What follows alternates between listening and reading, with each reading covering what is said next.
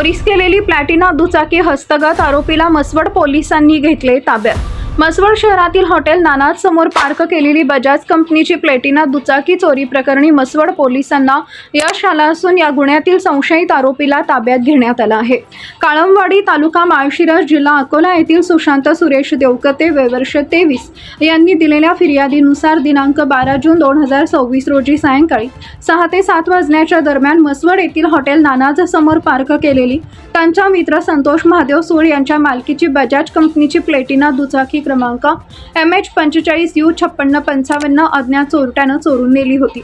या प्रकरणी मसवड पोलीस ठाण्यात गुन्हा क्रमांक 164/2026 अन्वये भारतीय न्याय संहिता BNS कलम 303(2) नुसार गुन्हा दाखल करण्यात आला होता।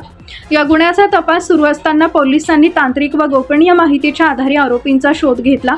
यामध्ये किशोर शहाजी चव्हाण वय वर्ष 36 राहणार हिंगणी तालुका मान जिल्हा सातारा याला ताब्यात घेण्यात आलाय। तसेच चोरीस गेलेली दुचाकी ही पोलिसांनी हस्तगत केल्याची माहिती समोर आली आहे। या कारवाईमुळे दुचाकी चोरीच्या घटनेचा उलगडा झाला असून सहाय्यक पोलीस निरीक्षक संदीप पोमन हे आरोपीकडे अधिक चौकशी करत आहेत। न्यूज साठी संदीप जठार, गोंदवले।